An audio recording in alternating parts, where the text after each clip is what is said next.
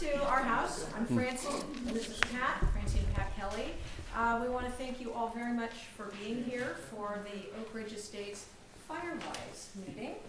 And just briefly, one of the reasons I wanted to host this was Pat and I lived in the Hollywood Hills for 45 years, and fire was a big concern, as we know, what's going on and what happened in LA. And so I understand the importance of developing the community and working together as a community, because as a community we're stronger than as individuals.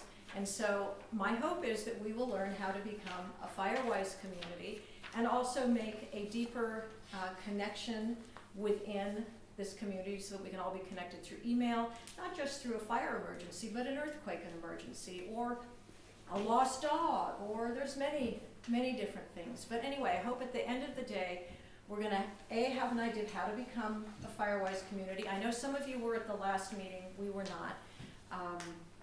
But I think this is a good beginning, and I'm so happy you're all here. So I'm gonna hand it off to Dave Benson. Thank you. So yeah, my name's Dave, Battalion Chief of Community Risk Reduction for the City of Atascadero. Been with them for 4 years now. Been in the fire service since 1988, so for a long time. I did most of my career in Montana. Started it in Santa Barbara, did 29 years in Montana, and now on my retirement job here. So, no, I love it. I love working for the city. I love this area. Central Coast is a great place to live. So, yeah, so we're going to talk Firewise. Has anyone heard of Firewise Community that wasn't at the last presentation? All right, so basically it's a nationally recognized program from the National Fire Protection Agency, and it's getting your community to help us. We'll do our part, but we also need the community to do their part to become Firewise. Who did not get one of these handouts? Anyone else need one of these? So this is everywhere. These are all the steps from the beginning to end on how to become a Firewise. So we'll kind of, you don't have to follow along with it, but when I get to that part of the slide, we'll let you know where I'm at. So why a Firewise community is the main question. So basically, I went ahead. It provides a framework to help neighbors get organized, find direction, and take action to increase the ignition resistance of your homes and provide a defensible space around them. So NFPA Firewise is designed to help people learn about wildfire and how they can make their homes and neighborhood more safe. And it's based on research, and the research shows how to prepare homes to withstand embers and prevent flames or surface fires from igniting their homes. So just recently down in Palisades and in Altadena, those ember casts are what burnt down those 14,000 structures. You have winds at 100 miles an hour blowing brands of fire up to 3/4 of a mile away. It's getting in the cracks and crevices of non-fire built homes. It's going to start the homes on fire. Get into the attics. We had a crew down there from the start of the fire, and they saw schools and houses burn down, and we're only able to save like 3 houses in a 36-hour period, just because that firestorm, which was that was just blew through the community, and that's just that was a freak act of nature there. But what this is trying to do is help you prepare for something like that. So try to make your house ember resistant and create a good defensible space around it. And then NFPA Firewise is based on home ignition zones, which are outlined in here. So in many neighborhoods, not so much up here, but when you get denser homes closer together, a lot of their home ignition zones overlap each other. So if you're doing your defensible space, but your neighbor's not doing theirs, then there's a a lack of that defensible space.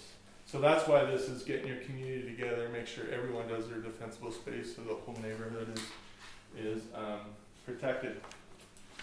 And then it's neighbors working together. It's the biggest part of this. So then another reason why we do Firewise is help your community reduce the destruction from wildfire.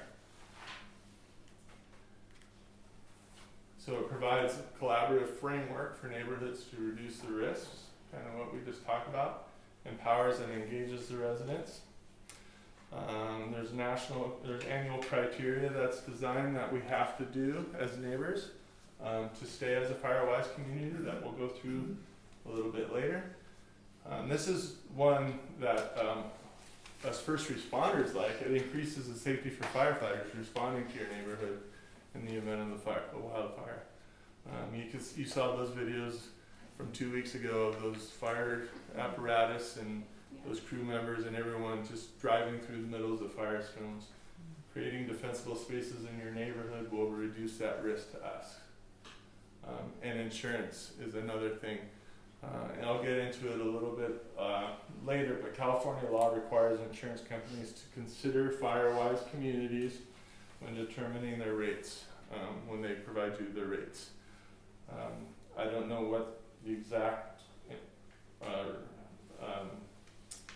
credit or discount they're going to give you, but I've heard anywhere from 5 to 15% off of your annual premium.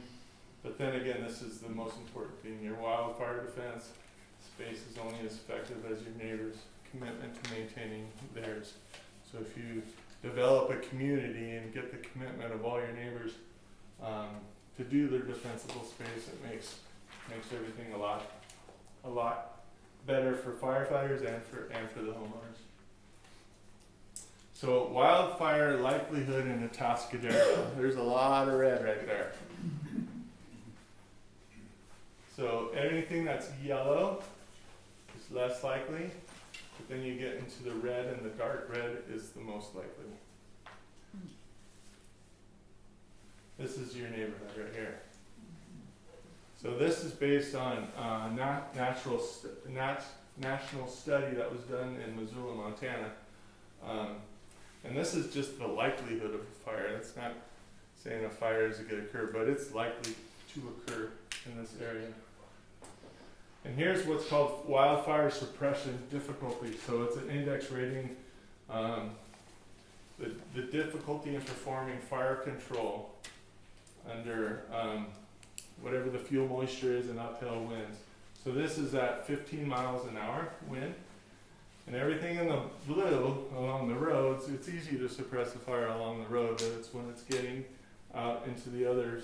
But we have some areas within your neighborhood, and this is Oakridge Estates, all starting from here, that are in the red and orange, that it'll be difficult to suppress those fires.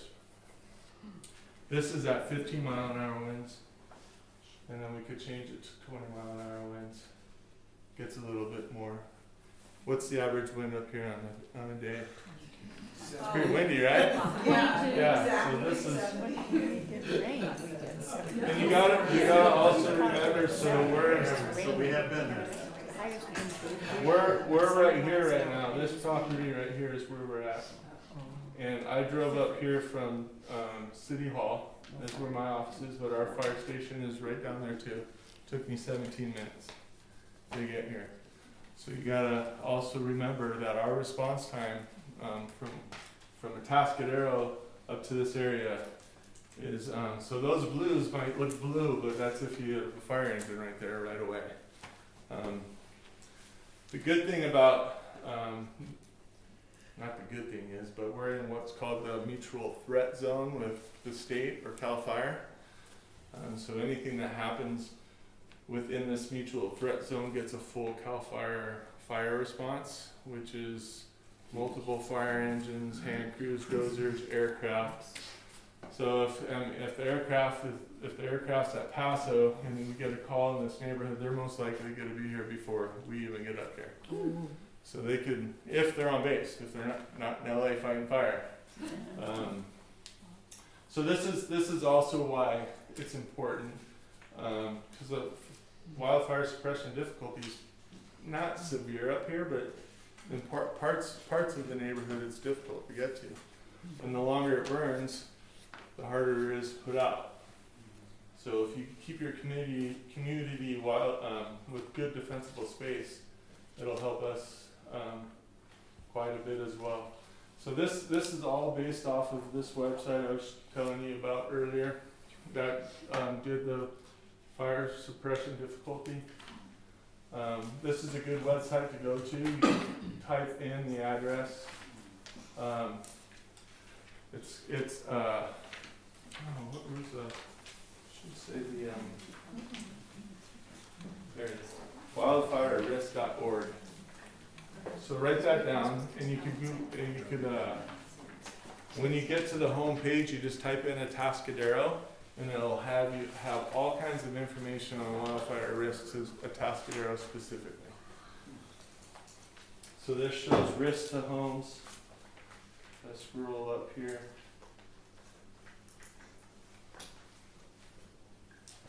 More in this neighborhood right here. So it's orange and red. I have a better slide coming up here, but everything that's moderate risk to homes, and that's if a wildfire happens. So there's some areas in Atascadero that have a high risk to damage to homes from a wildfire. But you could take the time and research this website on your own.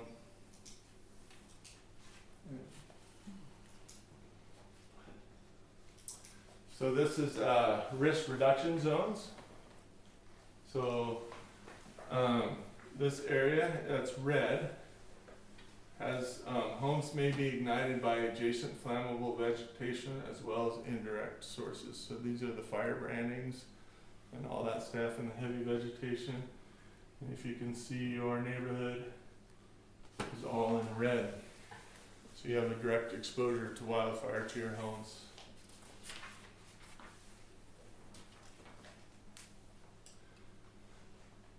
So that's where mitigation activities will be most effective. So mitigation activities is clearing brush, creating a defensible space, and doing your home hardening stuff. So if your house is in that direct exposure area, which everyone in this neighborhood is, it's a good thing to do your fuels reduction on your own property if you have the ability to do so.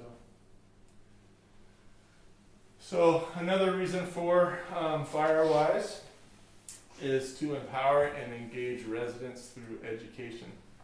So once you become a Firewise community, if you guys choose to do so, you will be required to do one type of event annually.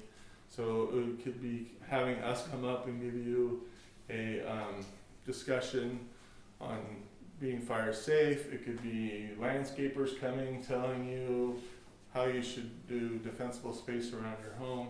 There's multiple ways on how to do that.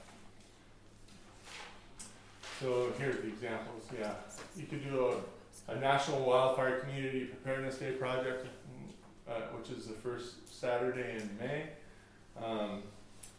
So we'll talk about what if you guys choose to do this and create a committee, but you can also become a 501c3, which gives you the ability to be a nonprofit and raise some money to do some of these projects.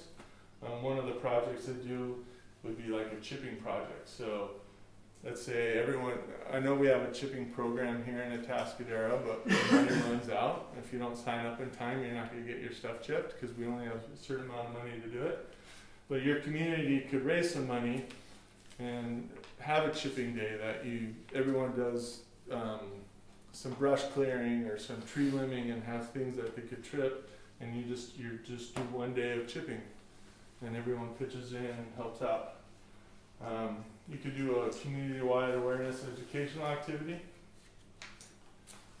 Distribute welcome packets to new neighbors moving in all along the new Senegal. All the houses, San Marcos Court, all the new houses. Do a welcome packet and give them some wildfire literature. or do a workshop for residents with speakers, bringing people from the forest or fire department, emergency management. So then you invest. Oh, so this is the requirement is to invest the equivalent of 1 volunteer hour per residential dwelling within the site's boundary. So that means whatever your boundary you decide. If you have one single house on there, let's say there's, I heard 140-ish in the neighborhood here. Do we know? You number Oakridge. people or number of houses? Houses. There's about 50 homes built. About 50 homes. 50 some more built. Okay. So there's 50 homes. Any auxiliary dwelling units on any of those homes? Excuse me? Any ADUs. ADUs? Yeah. Okay, so you'd have to take, in this neighborhood, you have to count as many homes and as many ADUs as you have. So let's say there's a total of 64. So then your requirement is to do 64 hours for a year of some sort of mitigation efforts. So how many of you know about our weed abatement program in Atascadero? If you don't, there's a good pamphlet over there because it tells you what you have to cut. So weed abatement is required in the city of Atascadero.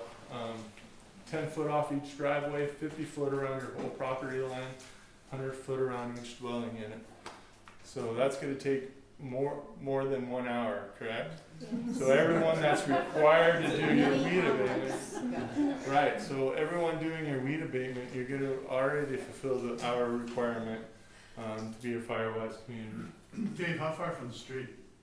50 feet off the street.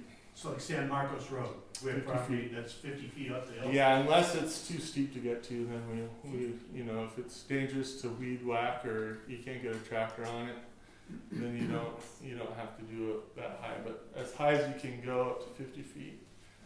50 feet there, 10 feet driveways, and 50 foot around your whole property line.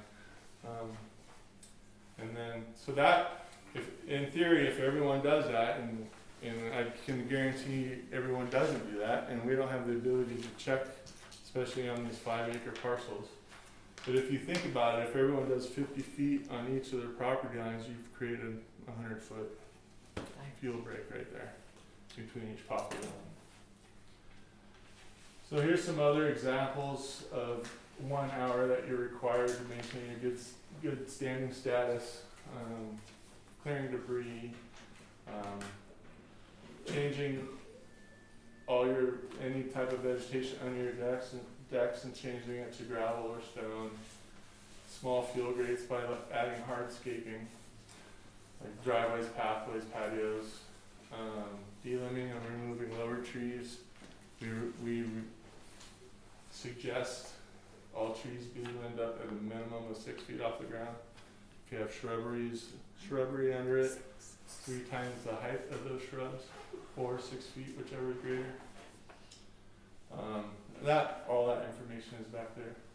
And then replace high flammable vegetation with fire resistant species, which we also have a pamphlet back there of what our recommended species of fire resistant vegetation you should plant. And then replacement of combustible mulch with stone or gravel. So I've seen a lot of these new houses, I see a lot of gorilla hair, which is probably not the best to put there. Any type of mulch or bark, anything that's combustible, is probably not good to use, especially within the 0 to 5 foot zone of your house. So this chipping program you have, Yep, what happens to those chips? they just get put on the ground. Isn't that the same thing? It's not, I mean, they'll be put on the ground next to the street next to your house. We're talking about stuff next to your house. Okay. So like gorilla hair or wood chip or mulch. And then that chipping program, then we have to dispose of that, correct? Of the chipping, no, you can spread them out as long as they're spread out along. Yeah, they're small little chips. Near the road, right? Yeah, Where yeah, that chip. right. Gotcha. Yeah, they chip it right in place. All right, so another reason we talked about why Firewise is increased to firefighter safety. Creating a defensible space in your neighborhood increases safety for firefighters for several reasons. One is that it reduces fire loads. Two, it also creates fire breaks for us, access and maneuverability, and safe evacuation routes.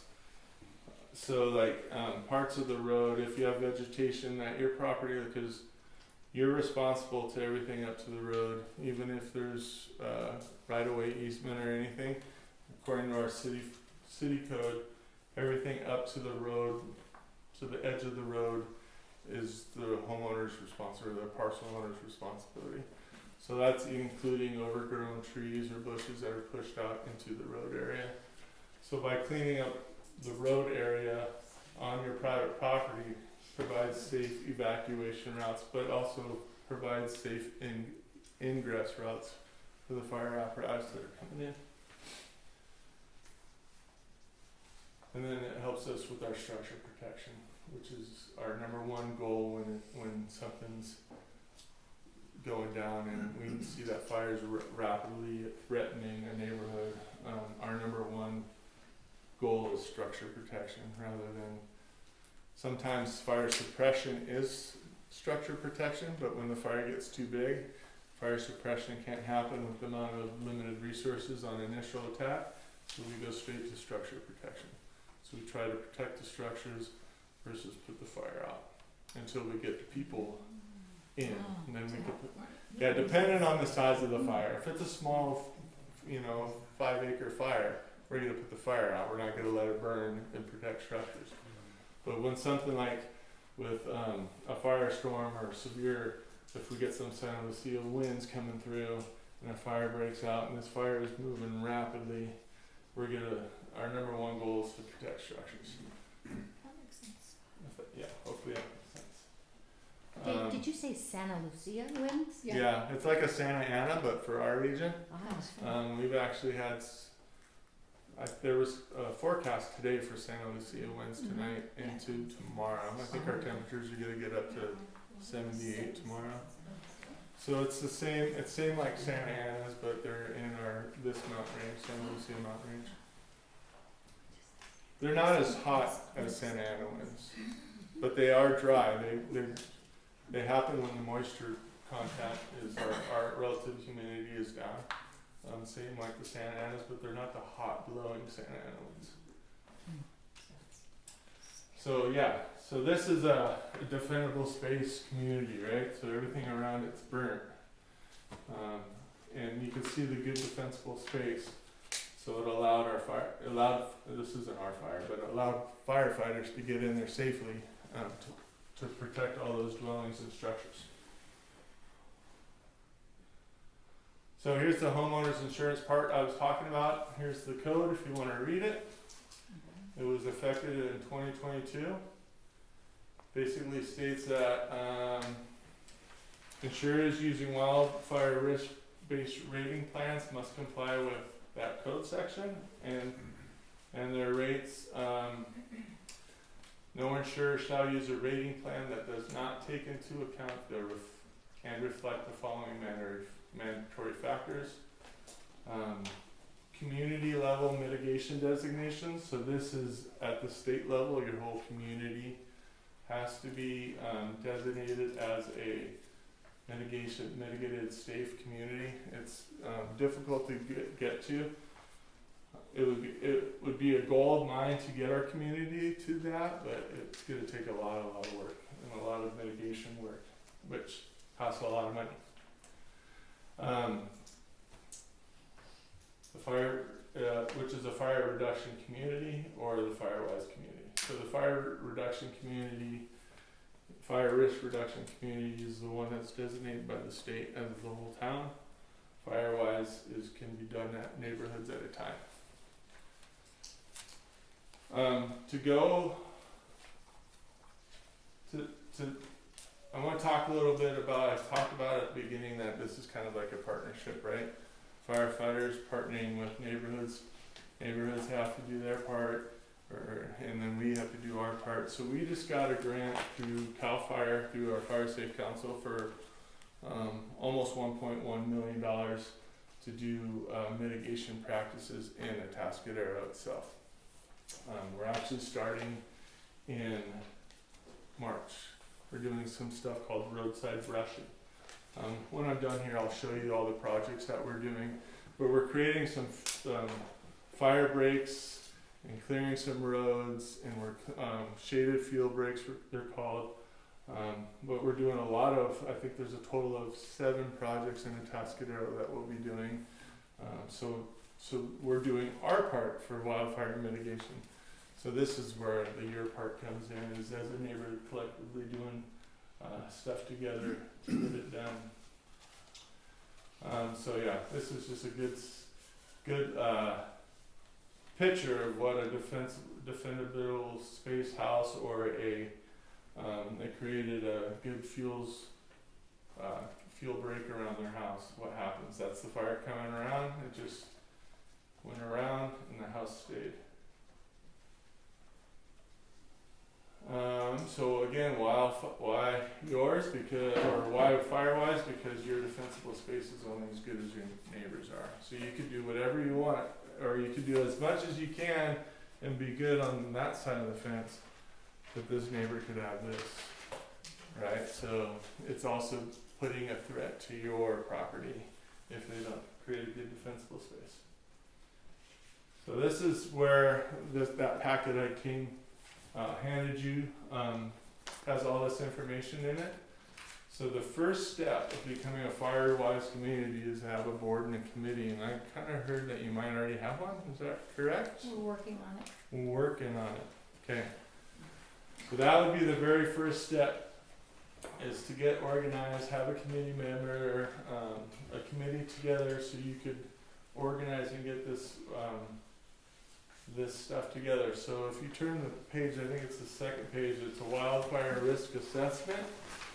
This is the next step, and the fire department would help you guys do this as well. This is when we go and do a structure by structure assessment, and there's a whole form in there. You see what we look for. We say who's got a tile house, or a tiled roof, who doesn't, who has combustible siding, who doesn't, who has boxed in eaves, who doesn't, all that kind of stuff like that. And then we also look at defensible space of your vegetation around it. So that would be the second part of becoming that. So you form your committee.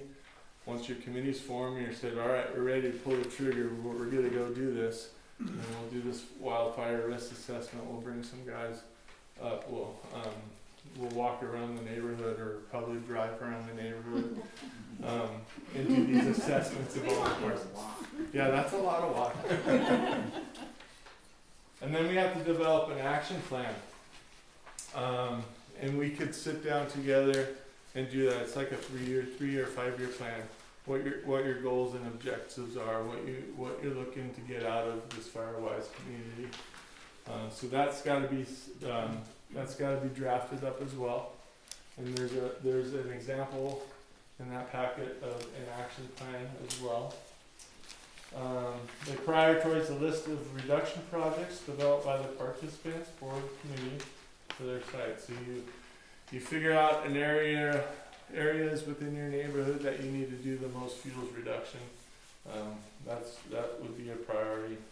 Plans include recommended home ignition zone projects, which is in that 0 to 5, 5 to 30, and 30 to 100 foot zones. Those are the 3 zones of reduction that we want around the houses. What type of educational and other stakeholder outreach efforts that we want to do? Those are all included in the action plan. And then we do a wildfire risk reduction investment. That's not part of it. Dave, I have a question Yep. for you. That wildfire risk assessment you had up there, Right. that data is collected by whom, and where does it go, where does it reside, and who has access to it? Yeah, it's collected by us. And I think they have to be submitted to NFPA to approve your Firewise community. So do I'm not 100% sure that, Do no, insurance companies have companies, access to no. that? How about No. the fair plan? They No. have access to that? Mm-mm. No, this I is think- all within internally. I think, Michael, what because I had that risk assessment done already. I think what happens is once you form your community, then it just stays local, and then that goes to the NFP, right? NFPA. NFPA, Mhm. and it doesn't go to the insurance company. Yeah, and I'll get an answer for you. There's the representative for Firewise for our region is in Southern California. So I'll reach out to him and answer that question for you. Does the risk assessment investment, is it by home or is it by neighborhood? That's the same. That's what we were talking about. If we have 60 dwellings in your neighborhood, that's 60 hours total for everybody. So it's 1 hour, 1 hour per dwelling unit. Pardon me? How does that get documented? Is that? That there's in your packet. There's That's a the board form. does It's That's where documented by home.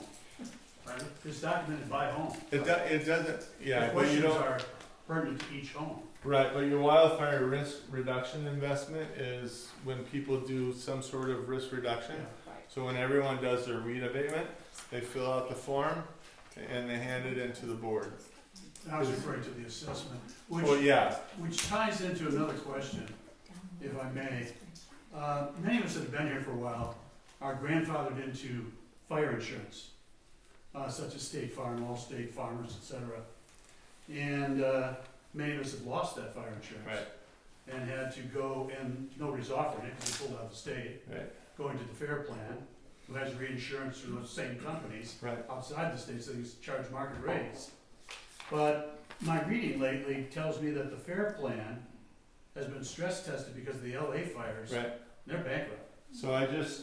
So I- what's, can you comment on that? What's going Yeah, on? I can, because I just was at Fire Safe Council last week, and we had an insurance rep there talk specifically about that. So, in Pacific Palisades alone, so remember, California Fair Plan is not a California state-run insurance company. So what it is, it's all the insurance companies that provide insurance in California pay a percentage into the California Fair Plan. So when they don't write insurance, there's money for someone else to write insurance programs. So that's how the Fair Plan works. Example for Pacific Palisades, they wrote, and I forgot my notes, but they wrote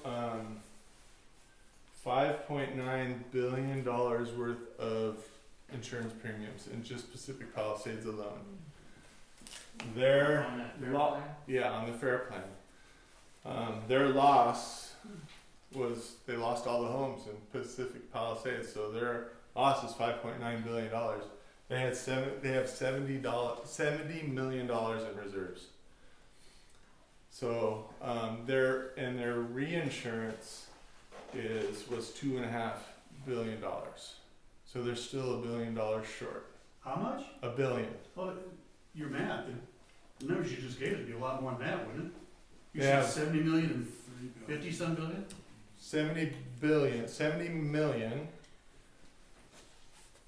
I don't think I Was brought there my notes reserves? with me. I have it with me. Okay. Anyways, I might have the numbers wrong. They had 70 million. I don't know. Anyways, they're Bottom $1 line. billion and a half dollars short. $1.5 billion short. So what they're planning on doing is they're assessing all the other insurance companies 20% per policy that they have. So everyone's homeowners Everybody's policies is going to go up. They average $200. In the state, Yes, in the state, everybody. everyone. So what California, they did make some changes to the insurance program. So insurers in California, they used to do they used to base their fire claims or their on past fire history. They didn't do projected fire history or include defensible space measures or home hardening measures or any of that. No projected stuff. So let's say like everything that's being built out here is built to the highest wildland urban interface standards, but the insurance company doesn't take that into consideration currently Right. on making their premiums. Now they're going to have to. They're going to have to take that into consideration, and also they're having a new study in Cal Poly Humboldt that is doing research on home hardening and the survival of homes that the insurance company is going to be using to make their new policies. Yeah, so and another thing in California too is insurance. It's law that the insurance companies cannot assess extra fees to make up their loss of funds for any disaster that happens outside of California. So like the hurricanes that happened, if you're with State Farm, and State Farm had a huge loss in North Carolina with those hurricanes, the policies in California cannot assess to pay for those premiums. But that's not how it used to be. So they're changing it so it's going to try to be a little bit more affordable. Try to get insurance companies back into California. And there's some stuff they're changing with that. Yeah, the future modeling is the big one. They weren't able to do that before. So that should help, hopefully. But this wildfire, get back to this risk reduction investment, that's 1 hour per dwelling unit in your neighborhood. So for the whole community, not per individual. After the Palisades fire now, I'm sure you're gonna learn more. Will there be an upgrade and you coming out with more suggestions on how to harden our houses even more? One of the things like, you came to my house, and a little simple thing, because our houses are pretty well hardened, we all have multiple vents, 18, 20 of those on the roof. And the size of the grates inside of there, if they're 1/8 of an inch, that's too big. And so that's one of the things I'm gonna go look at. It's gonna take, if I had to change it, but again, my thought is, are there some upgrades that you're gonna be bringing forward so we can further harden our homes? Yeah, the upgrades are, the main ones are your screen meshing, but they also have the fire dampers. There's a That they- retrofit product Right. available. Oh, okay. I don't know if you're familiar. So Yeah. I was just gonna say, Michael and I have been looking at these different thought processes on the vents. I've contacted a local roofer, I've also contacted Vulcan.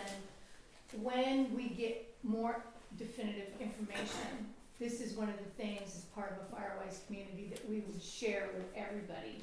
An idea, you know, I mean, if we had a local roofer and we had 50 houses to retrofit, you know, maybe we could get a deal.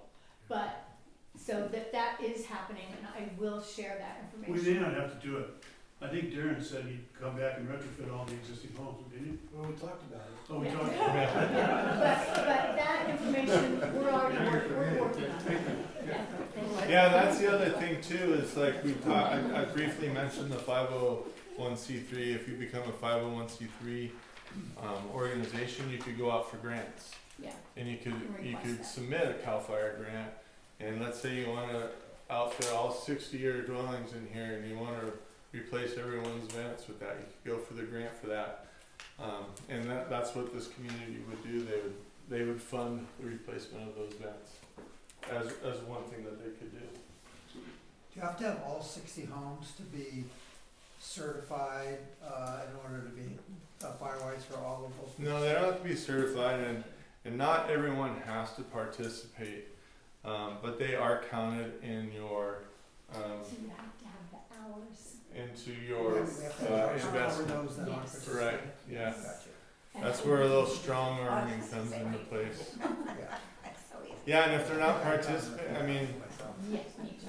and that's gonna be up to the board's decision of you know, if you do raise money or get a grant and one house is not participating, do you wanna allow them to, maybe it'll get them Yeah, to exactly. participate in that way, you know? But we don't do a subset, you don't do a 5 or 10 group. Well, we're talking versus about all that, so, 50 or so 60. Cindy and I we can talk about that when he's finished, because Cindy and I kind of have a thought process. Yeah, when I did this, was it right Mhm. before Christmas? Yeah. Yes. But it was all of San Marcos, and it was Way too much. Way too many. So we talked then to split it up into maybe 3. This would be actually a good division line for a group. And there's some Firewise communities. I was down at a conference in Santa Barbara last spring, and I sat next to a guy that ran one in Ventura County, and they had over 500 parcels in it. So their dwelling units were in the 600-700s, and they were managed by a committee. So they could be. I think the smallest is 8. Is it 8? 7? I was gonna say Yeah. 7. 8 to 2,500, I believe. Yeah. So then the 5th thing is to do an educational outreach, which you're doing right now, and then you apply online. I will get you in touch with the contact out of LA, who's the Firewise representative, and he'll be able to walk you through this whole process to make sure everything's done correctly. And it'll be a good learning experience for me too, because my goal is to get as many of these communities set up in Atascadero. So Are this there is any other Firewise communities in Atascadero? not in Atascadero. It's my 4th presentation, and everyone said no. So what- They feel it's too much work. So I'm aware, So What else do we have to do? I tried to do one for Vista and Rialito, but then they came to the San Marcos one. I was almost ready to get moving on Corona Road. You guys know where Corona Road is? It's off of Santa Ana. Santa Ana. So it's like, so down below us is Yes. Santa Lucia, and then It's up the next Balboa ridge. and all that. Balboa, yeah. But Dave, you'd be They on only had 17 dwelling units, and they felt they didn't want to do it because not everyone was 100% in. and what about in the county, how many are The there? county, I know Los Osos has one, Cal Shasta, I know, has one. and I know, Out at the, at Nacimiento, and they lost Yeah. 7 homes in that fire. and there's a Firewise, Toro Creek, I think has a Firewise community. Yeah, I think I put you guys in contact with somebody, didn't I? That had a Firewise community? That was the Corona one. They talked to somebody. Dave, at the last meeting, correct me if I'm wrong, but you said you would sit on our board. I would be more than happy to help out, yep. Thank you. You can sit on it. Any other questions? Let's get it up I was gonna show you. They keep it. Let me see if I can- Yes. Can you, thinking about the LA fires for a moment, Yep. with our fuel sources here, you see the neighborhoods, and our home density, how would you compare, contrast that fire to a potential fire here? Would we experience the same devastation, similar, less? What do you think? That's hard to say. Their density. So when you have houses dense like that, the houses become fuel source too, right? So you have structure to structure ignition. With here, I don't know I think you're zoned to 2.5 to 5 acre parcels in this area. So that structure to structure wouldn't be as prominent as it was down in Palisades, but our vegetation is very thick. This heavy, thick oak woodland with shrub intermixed could create quite a punch, and especially living up in a drainage or a draw. I don't think we would see the devastation of that many homes at one time. It all depends on how fast we could knock that fire down. Anything with 100-mile-an-hour winds, I couldn't guarantee you anything. That was just out of the ordinary kind of situation. Okay, go ahead. Oh, Dave, this is just tactical. So if we've got a fire up here, right, and so the Mhm. residents we kinda know, and we're all trying to get off on the roads, there's only 2 roads here. Right. How do you guys, I'm sure this isn't unique, how do you guys maneuver when there's a lot of cars going and Right. you need to get up there? So it all depends on where the fire is moving. In our command vehicles, we have Zone Haven. You guys, there's some information on Zone Haven. It's not Zone Haven anymore. It's Genesis Protect, I think. Yeah, I forget. Genesis. You can find it on our website. But our city is mapped out in zones. Okay, and I could sit in my command vehicle and say, okay, the fire is moving towards this zone. So I call the Operation Emergency Services and say, I want to evacuate zone 25. And then when we're there, we could tell what streets that we're going to evacuate people out, and then which way we're going to use for ingress. So those decisions aren't made until that fire is exact. We don't want to have designated evacuation routes because everyone's going to get compliant going that way. Well, that might be taking you right down in the middle of where the fire's at. So we'll designate those evacuation routes at the time of the incident. How would that be communicated? It'll be communicated through an app, which is, it says Zone Haven on those paper right there. I could show you how to get to it. This one? Yes, yep, and you can find it on our website, but you could find out your zone. We're in zone. We're ATA 007. Alright, I'll show you. I'll give you a live There's an app demonstration. called Watch Duty. Yes, Yeah. but that's for That's fun. needed too. Watch Duty is a great app to have, and it'll tell you. That's That's Atascadero Palisades Fire. Fire right there. But it'll tell you, so let's say, this is the Watch Duty app, and it's a free download. Atascadero Fire. You could actually click on It's on there. the app and it'll tell you your evacuation zones and the designated routes and stuff like that. So I would recommend everyone to download this app and have on your phone. I think everybody has it. Yeah. Let me find, Everybody has it.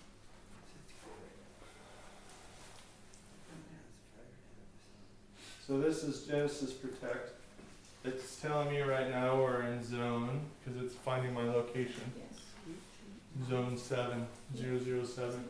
So there's an app, a phone app along with this. Once you register, you download the phone app, and your phone will actually track what zone you're in. So it actually works if you're traveling. If you're down in LA, you'd have gotten all the evac notifications.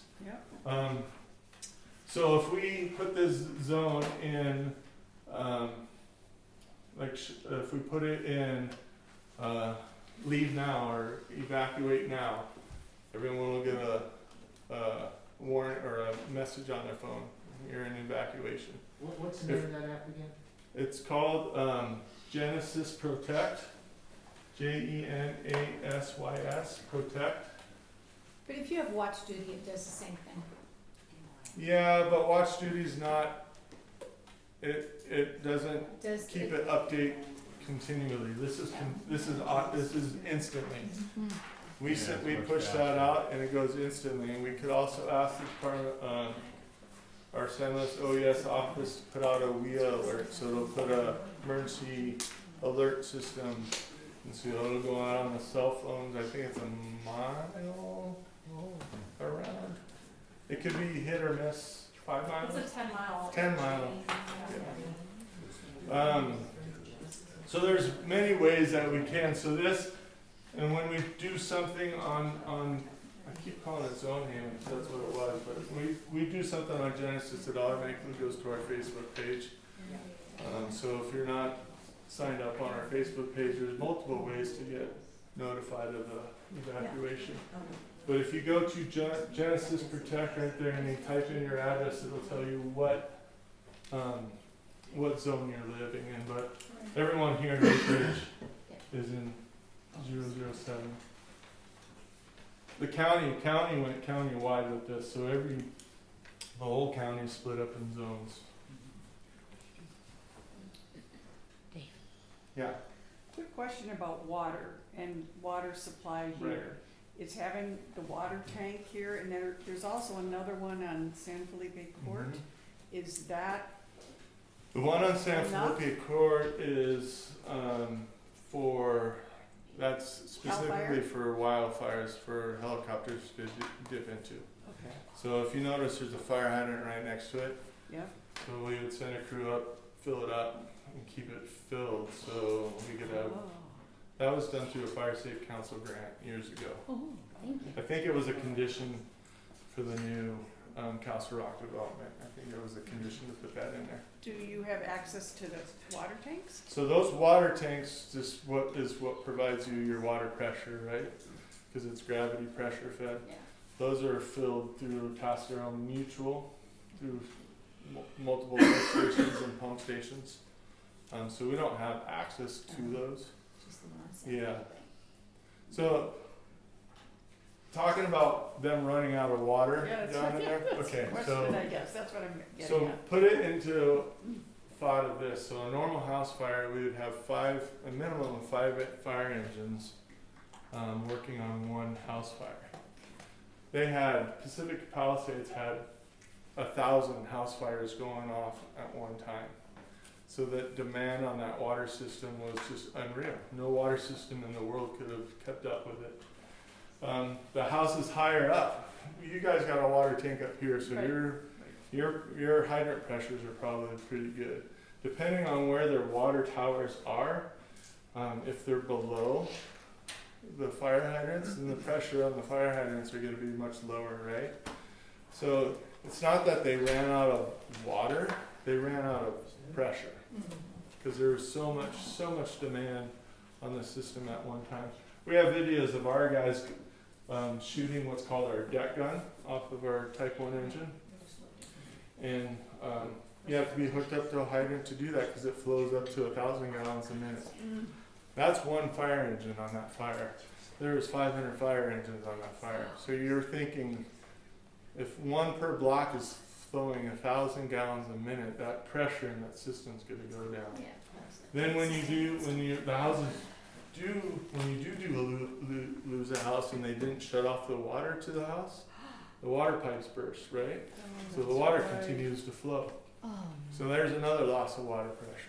So there was multiple reasons why they never ran out of water, just hydrants had no pressure to get the water out of. You have to have some sort of pressure in your water or else you cavitate that system and nothing is coming in while you're trying to push out. So, question about fire hydrants here. Are we allowed to use the fire hydrant if there is a fire? Let's say it takes about half an hour to get here, and the fire happens next to my house. It will be easy to extinguish it if. Yeah, but you have to have the right hose connections. It's Yeah, different. That's exactly. Right. Can we invest in that infrastructure, which is not very expensive? Because We need usually a don't booster. we usually don't recommend people to hook into the fire Yeah, but I hydrant mean- system. Logically, half an hour versus 5 minutes connecting to the hydrant, it's like 25 minutes.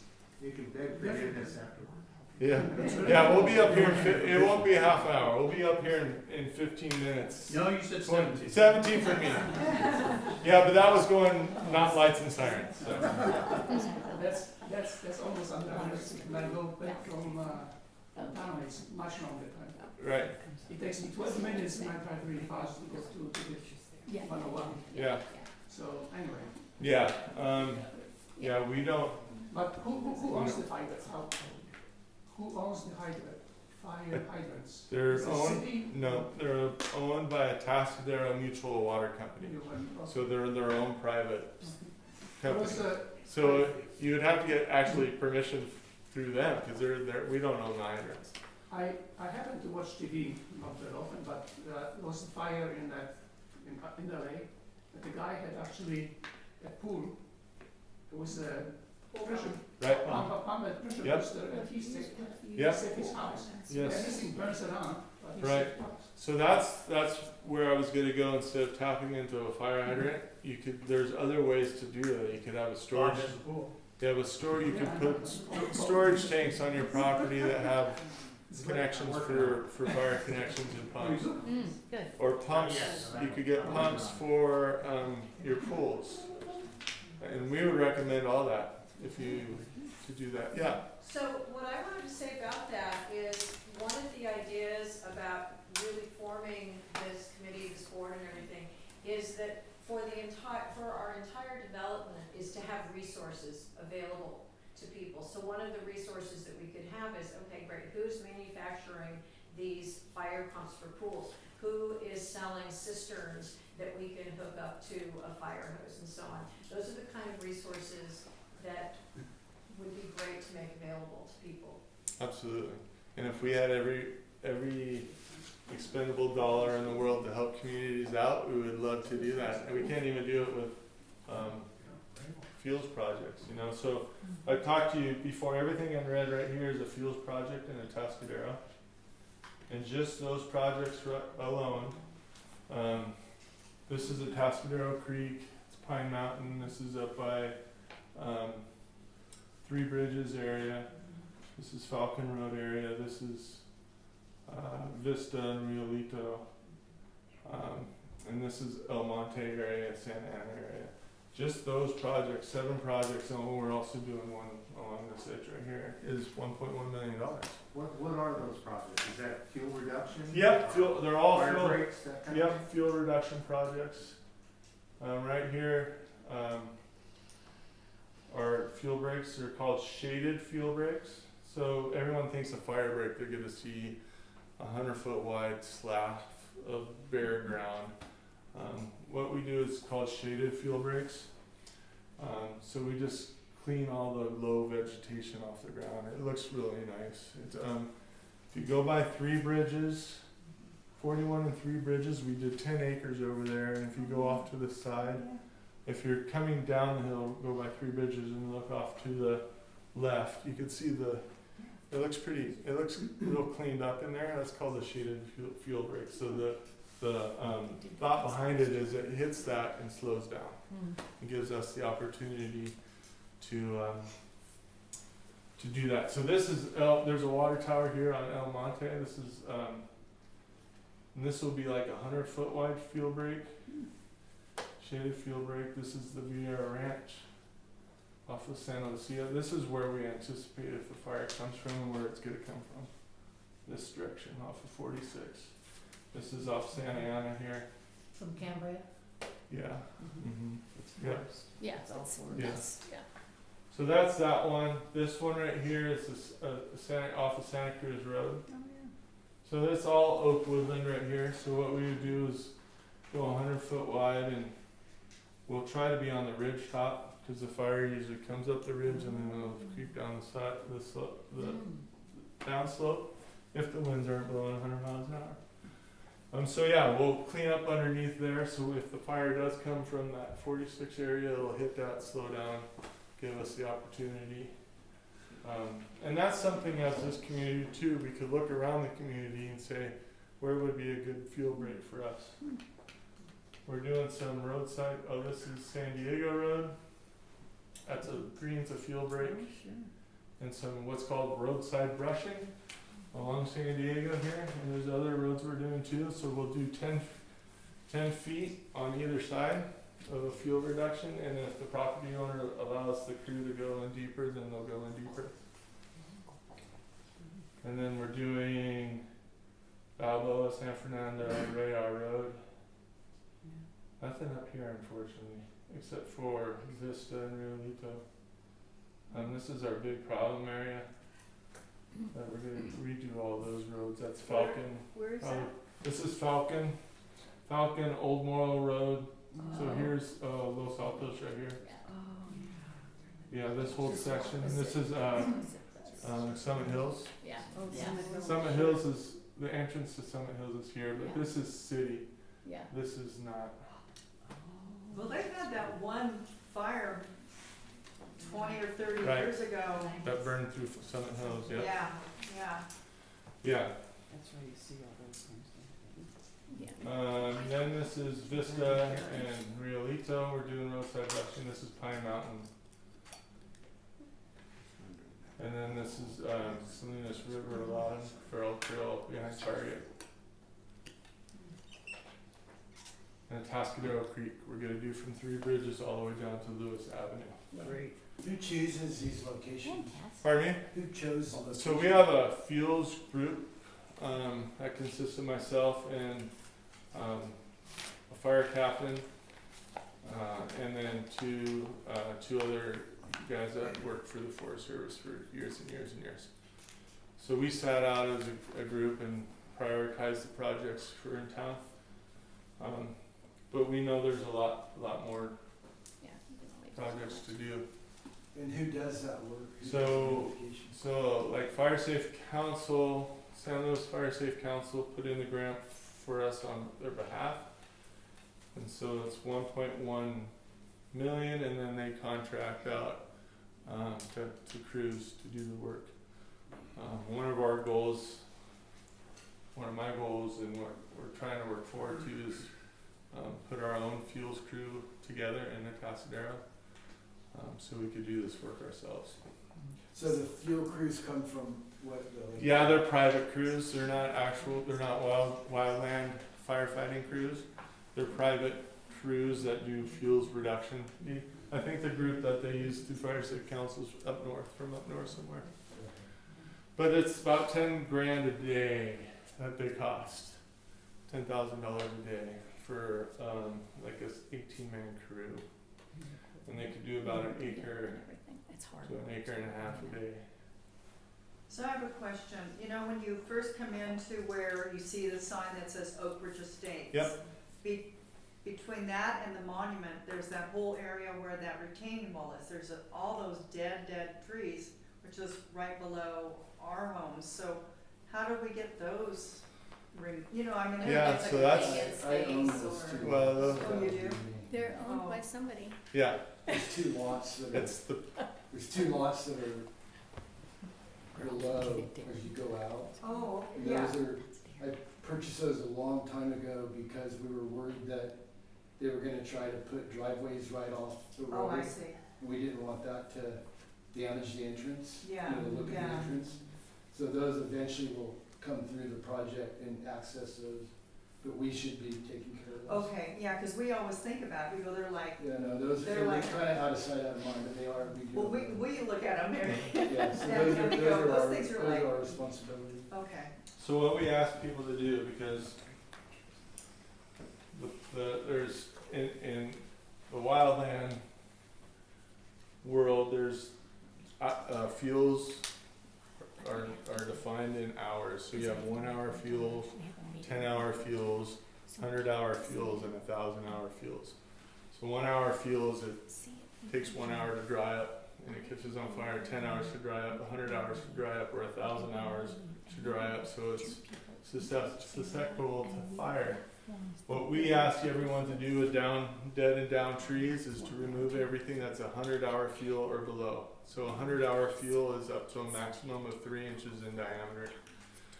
So if you have dead and dying on the ground, anything that's 3 inches in diameter or below is what we ask people to get rid of.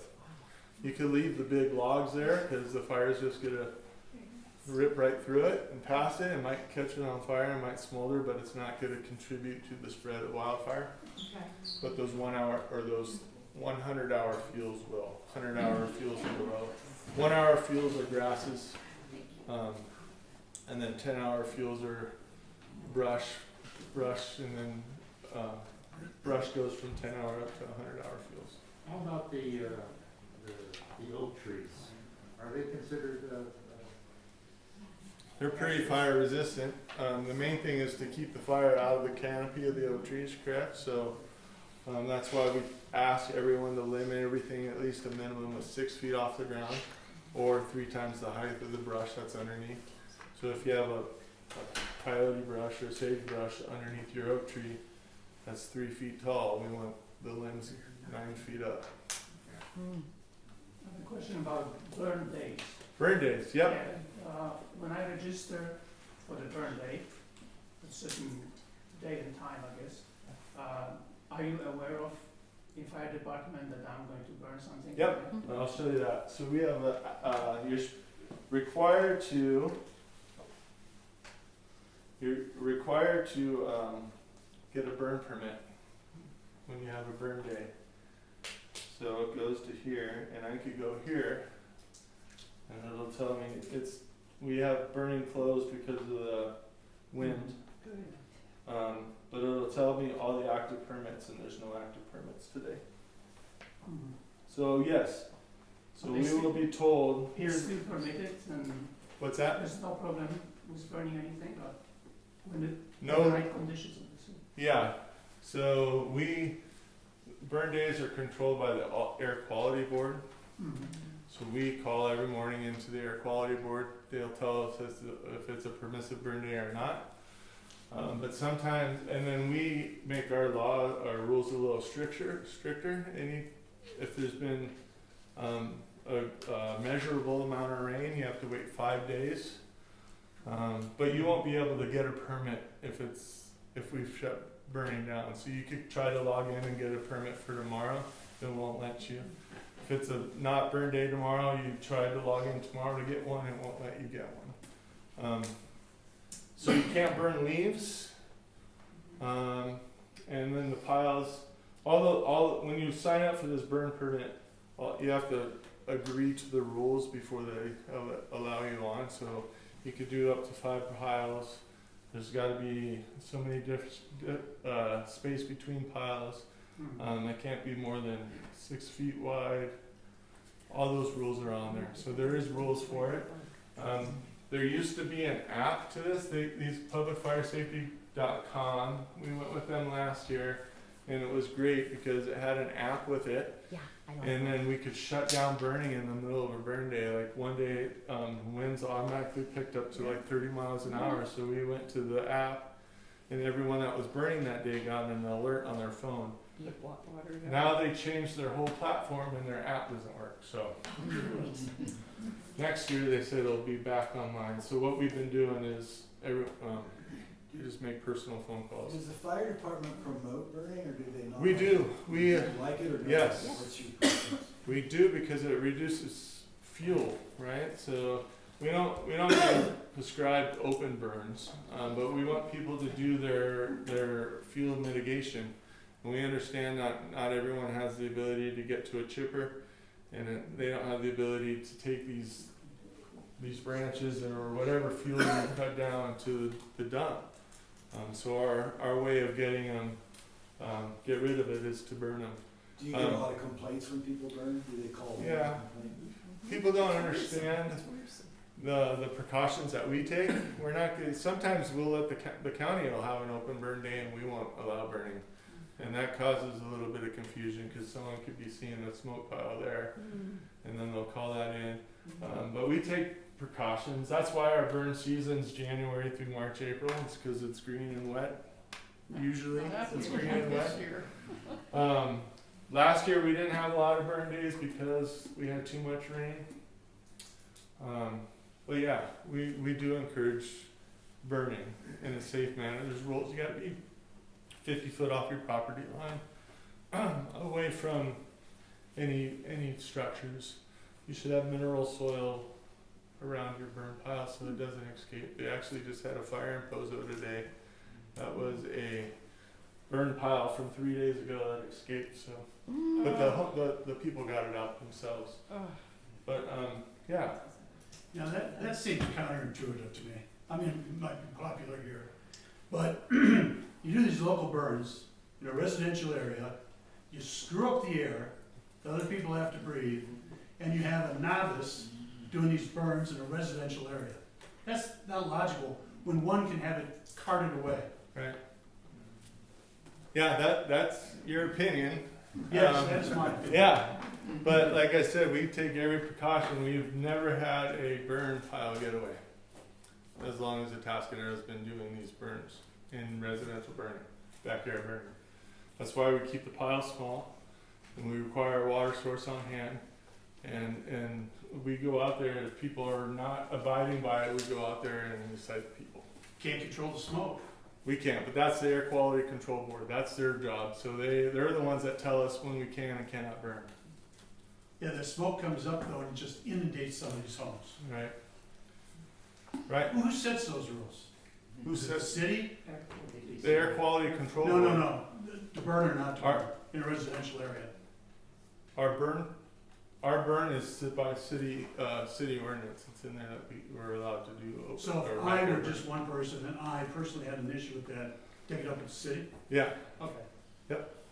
we get calls like that daily during burn season, so. It can be scary. Yeah, it can be.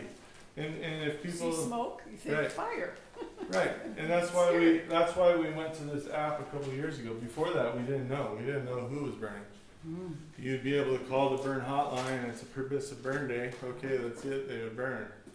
So we wouldn't know. Now at least we know who's burning, and we know that they have to, that they're following the rules because they have to sign that they're following the rules before they get the permit. And we're pretty strict that if, do you have a permit? No. You know about our permit? Yes. Well, why didn't you get a permit? And then they get a citation. Yeah, Is there a fine? there is a fine.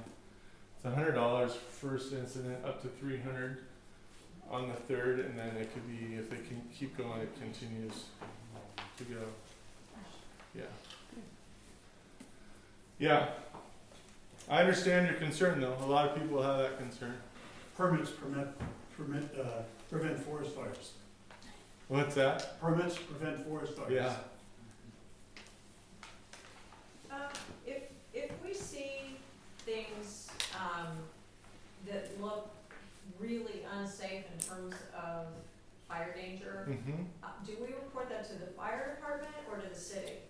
Yeah, you could call the fire department, the non-emergency number, and they'll send me out to come take a look at it. And then, I'll make the determination if it is or not, and then we'll talk to the homeowner. The better route is a good route too is to go through code enforcement. Code enforcement, okay. Code enforcement has their own on the police department page, has a code enforcement side. Okay. So you could actually fill out a full complaint form on that. Again, it'll get routed to me anyways, and I'll probably come up and check it out. But then we try to work with the homeowner or the property owner to fix whatever the complaint is. Okay. And then if we don't get any answers from them, then our code enforcement officer gets involved. And we don't really have a lot of teeth in code enforcement on municipal citations. Are only $100, so it's kind of hard to enforce some of these things, but we're getting better at it. Thank you. Well, to make our homes a defensible space, I mean, we have all these really good diagrams and so on, which I'm all for. But is it a law or is it just a guideline? It's a guideline. Yeah, we don't do defensible space inspections. We do our weed abatement, which is a law. And we're really strict on that. Everyone up here probably gets a notice from me. Yeah. And that's pretty significant. If you ever had our contract do your weeds for you, you'll never have them do it for you. Because it's 166% surcharge of what the cost of their charge is. So I think last year, our contractor I do an inspection over 11,000 lots. And the inspection is just a windshield inspection. There's no way you could physically inspect every person's property. So it's a windshield inspection. And then we do that. Actually, I'll be starting those in March again. We do that, and then everyone that has, and that's the key, it's weeds or potential weeds. So even though that your weeds may be in compliance and they're green, by June 1st there's a potential that they're out of compliance. So just getting that letter, it may sound scary, but as long as you're in compliance by June 1st, it's okay. And by the way, your weeds are even though we only inspect one time a year, you're required to keep them under 4 inches throughout the year. Oh yeah, I was wondering about that. So you could call on your neighbor in July or just August and their weeds grow back and we could go back there. We can't cut the weeds for them, but we could do a code enforcement case on them saying, you're required by city municipal code to keep your weeds under 4 inches high. Can you say that again? That's, so we're. Your weeds are required to stay under 4 inches high throughout the year. It's under our city municipal code. Is that around your house or around the roadway or? That's just everything that's in our weed abatement ordinance. So that's 50 foot off the perimeter, 10 foot off driveways, 100 foot around the homes. Oh, that's good to know. Yes, sir. Who's responsible for wildlife areas in our development? So if That there's, will make it, right, corridors I know Adrian with Castle Rock, he does all the weed abatement for the development. okay. I work with him on getting that done. The open space, he'll do everything off the roads, and property lines, but the open space, I don't know if there's designated open space. Green Here. areas. Green Yes, there areas. is. So it's more or less arbitrary how I define my open space or Right. wildlife space, yes, I can, Well, for your property specifically, you're required to do 50 foot around your entire property line. so I cannot designate it, Yeah, but everything beyond can It's be. always been. and that's just natural natural grass, right? We're not talking brush or any of that. So just the I grass. think that there was an incident this last year where you worked with Adrian, I know, on a complaint on Yeah. Senegal. Right. Where they had done their weeds, you know, they did their 50 foot Right. from the fence down, so then Adrian went back in, and I think he met with you and matched that 50 foot above Right. them. Right. And that was a good spot, because that was, you know. Yeah, so, None of those homes down there are fire safe type homes. right, The majority of them, Yeah. if you get a fire, it's probably gonna spread, right. so. Right, yeah, that's specific, that's a good example, because I did work with Adrian on, and I actually walked there, because he did it, and it's, you can't see it from the road, you have to be the neighbor to be able to see that space wasn't done. So yeah, all those lots, But there's a lot of older homes down there that Right. aren't, you know, they're not, they're a lot of Yeah. wood homes. Yeah. off of the lower end of Senegal there, yeah. Yep. It's beautiful. Any other questions? I did have somebody who couldn't be here, Sure. asked a specific question. Why is our neighborhood rated very high risk when others nearby are less so? I don't know if that's an answerable question, but. That is a good question for Sacramento. They're the ones that designated all the high and very highs in the state of California. Okay. So the new maps are coming out. So there's the SRA, which is state responsible area. So that's everything outside our city limits. Those maps are already out and available. But the LRA is local responsibility areas, which is within Atascadero. Those maps, the new maps will be coming out. They were supposed to be out a couple weeks ago, but they haven't been. When those maps come out, we are required by law to make them publicly available, and then our city has to adopt them. But we adopt what's called, everyone that built here recently understands our WUI, Wildland Urban Interface. Back in 2021, we took all our high and very high state designated severity zones and combined them into one and called it our Wildland Urban Interface Zone. So it's pretty much everything of Atascadero except the downtown area is within that. So everyone within that zone has to build to Wildland Urban Interface standards. But the designation's done by the state. Okay. And they're gonna change significantly because they've thrown in new models of ember casting and topography and all kinds of stuff like that. So they're gonna get bigger. To be honest, I think the entire city of Atascadero should be a WUI zone just because of the ember casting. I would love to make everything in Atascadero build to Wildland Urban Interface standards, but I don't think that's gonna happen. Any other questions? Question. Sure. Following up on notifications and whatnot, you mentioned some apps and whatnot for individuals who have not smartphones or dumb phones, because there's a lot of people going back to dumb phones that don't Right. have apps. Are there direct phone calls Yeah, you or could how sign, does that you how could does sign up through the sheriff office for reverse 911. reverse them? Yeah, and I think that's on our website. Let me see if it goes.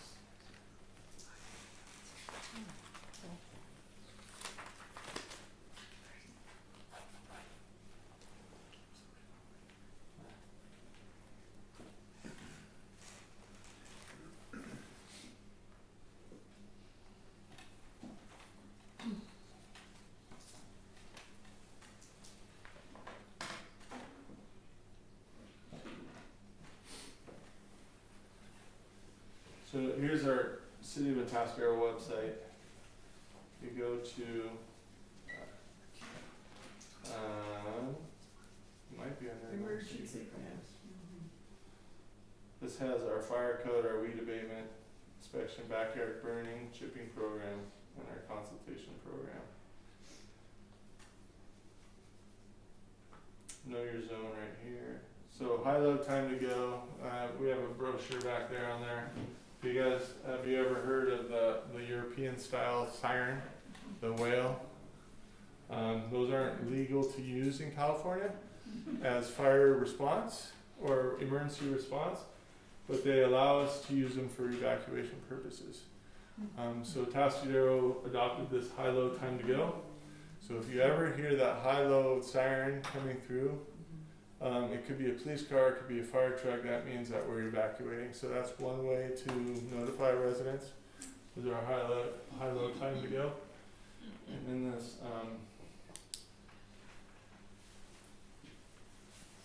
yeah, I thought there was a section on our here to contact.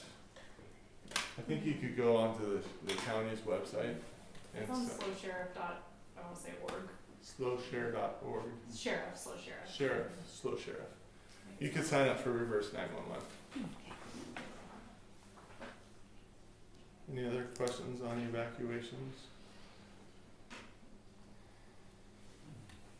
So if there was an evacuation, the notification would tell us which route to take, because it would be based on where the fire was coming from. Is Well, that correct? it's not gonna per se tell you. In our Zone Haven app, so Zone Haven, it's not Zone Haven, Genesis Systems, the Genesis app, right now, if we put road closures on in it, we could put from the scene we could add what road closures we have, and they use Waze, the Waze app. So if you click on, it'll pop up your evacuation zone, and you'll click on the Waze, and then it'll have on the Waze app, it'll have the roads that are closed. So you can see on the app which way you can go and which way you can't go. It won't specifically tell you your evacuation route, but it'll tell you what roads are closed or not, if that makes sense. As we open up our emergency operations center, and we specifically, and we get further into this, then we will have specific routes, like this is the route we want to take, but it takes time to get to there.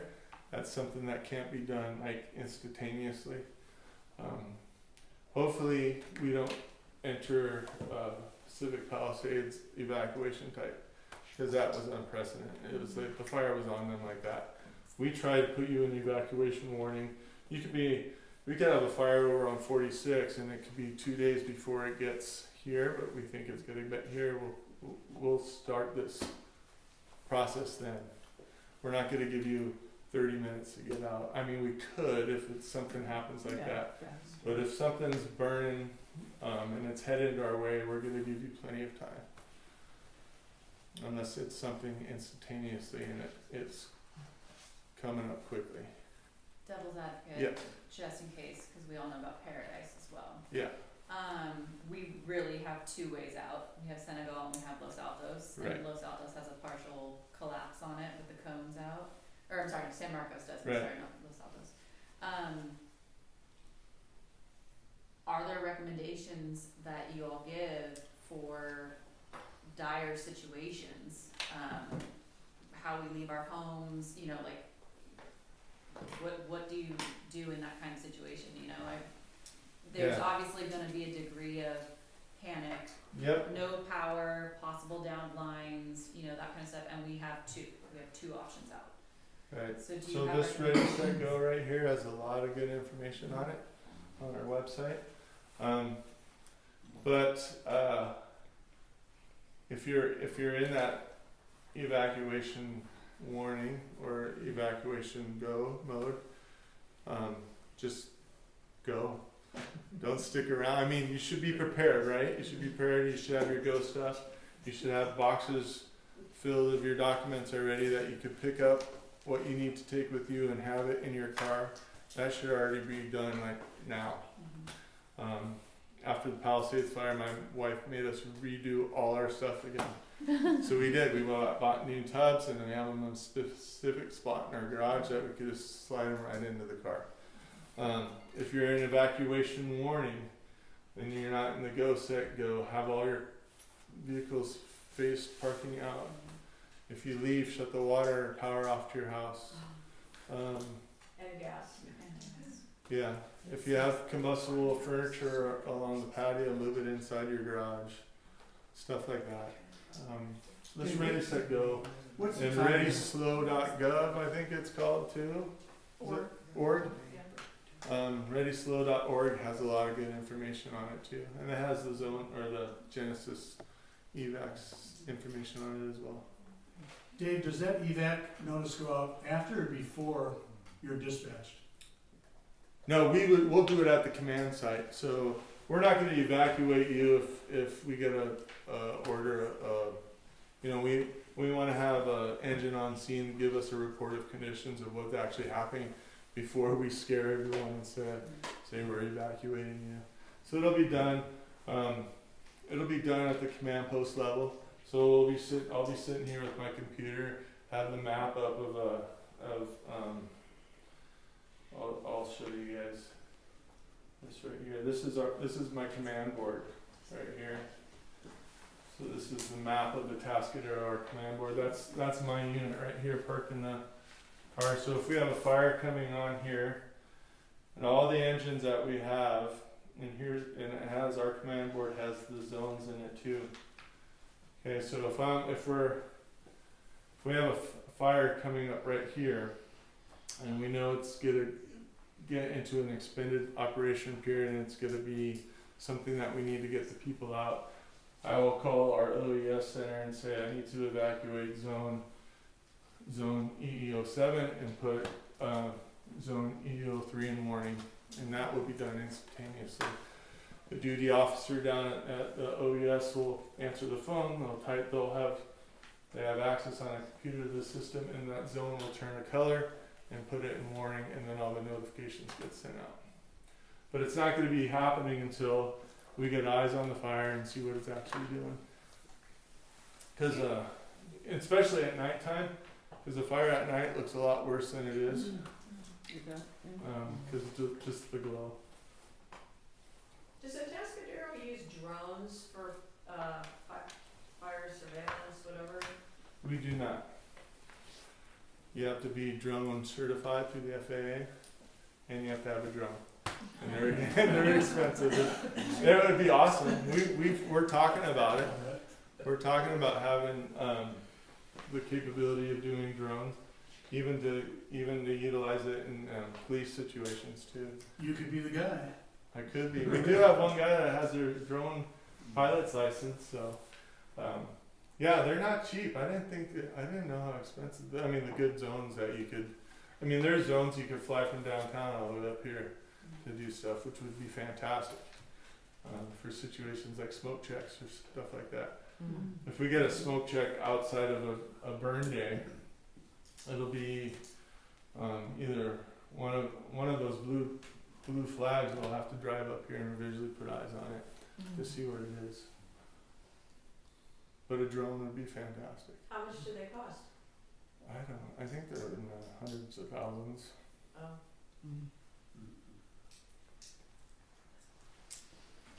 Any other questions that I can answer for you? So another thing that we could do for your home assessments, so I'm gonna zoom all the way in. So right there's the house, there's my iPad right there. But it tells us all our hydrants, so you guys were talking about hydrant pressure. So this hydrant right on the corner's got 88 pounds on it, which is really good. So do they check if the city of Atascadero water, do they check them to make sure, they're working? Mm-hmm. You know, I've Yep. never seen.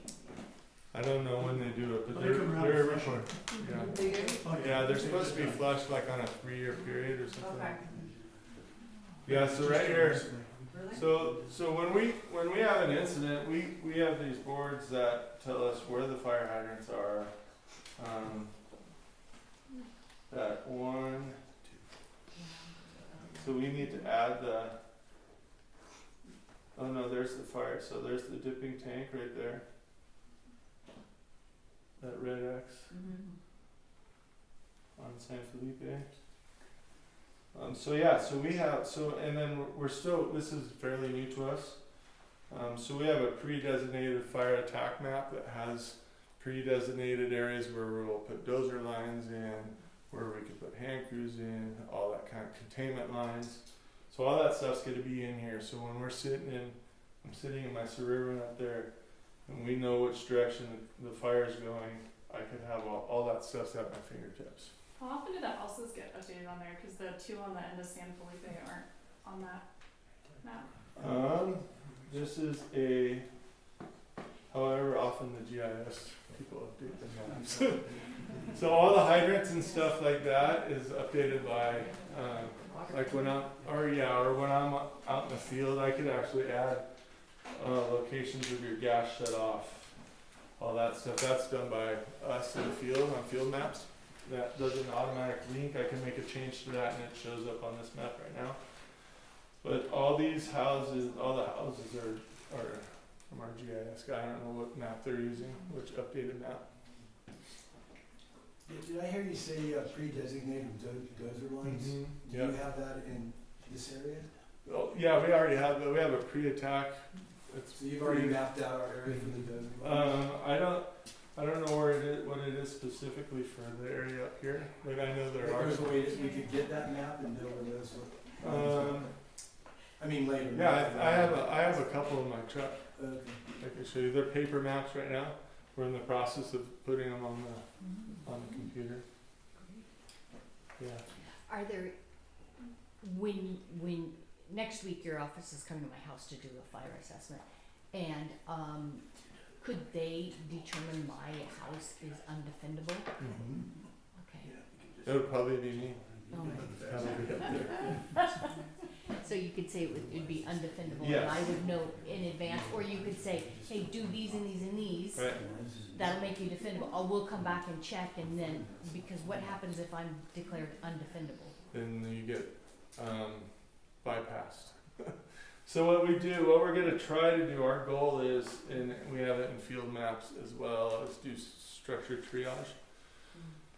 So let's say a fire's 2 days out, we probably, and it's coming this direction, they'd probably send some patrol units out here and triage and have it on the instant map, and they'll do structured triage, and there's certain criteria that they meet, and the person doing the evaluation will determine it if it's defendable or not defendable, and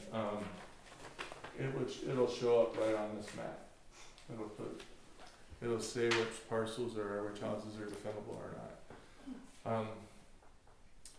So obviously, Yeah. it's very important that we call you guys, sign up for an assessment. I mean, we did this last year. Right. I think, should it be done annually? I don't think it needs to be done annually. Unfortunately, I think our funds for that program are going to be ran out after this year.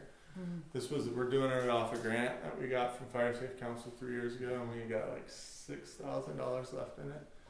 And so we use that money to pay our guys to come up here and do it. If you do them off, if we've been doing them, I've been doing them off the designated period that we have. But that money is, I'm sure I could re-ask them for 20,000 more to continue the program. Will we But I know, don't think it needs to be done annually. Okay. What I've told people is that if I give you a recommendation, because a couple of people had really good reports that they submitted to their insurance company, and their insurance company didn't drop them. They got the drop notification, they had us come out, we did one, they handed it to them, they said, okay, we'll keep you. So sometimes what I tell people is I'll give you recommendations.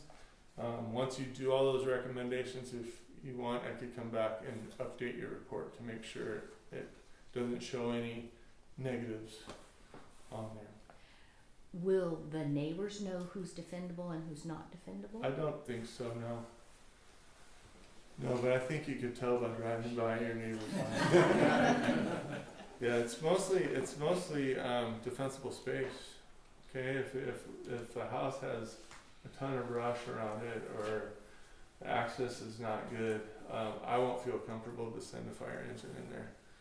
So that's usually what I tell people when I do the assessment. If I feel comfortable of sending my people here, then you're good to go.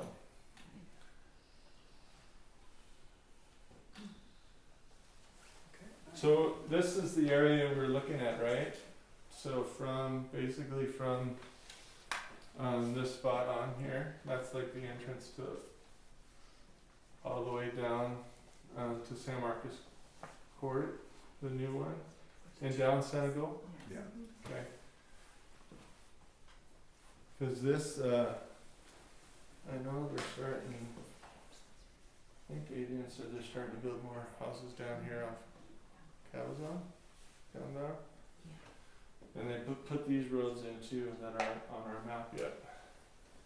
So actually, does he lock the gate down here, the Cabazon gate? No, right, no. Yeah, because you could actually, I've driven it in my truck.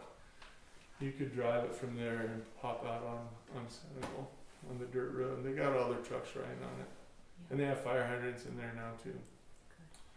So that would be another way out if above Senegal's blocked off, or above Cabazon's blocked off. If this area is blocked off, this road, oh yeah, it's in there right now. Good point. That connects right now. That's open. I've driven it. I don't know what the name of the road is, but Yeah. any other questions? Thank you, David. Yeah, you bet. So just let me know if we want to move forward, and Thank you. we'll go on with it. You bet. Thank you. Yeah. Thank you, Dave, appreciate that. I want to thank you all for being here. We'll do a follow-up email, kind of figure out what's next. There's a lot of handouts besides what Dave gave here on the table, so please take them. And if there's questions that you want to email or whatever, please, stay in touch with Cindy or I.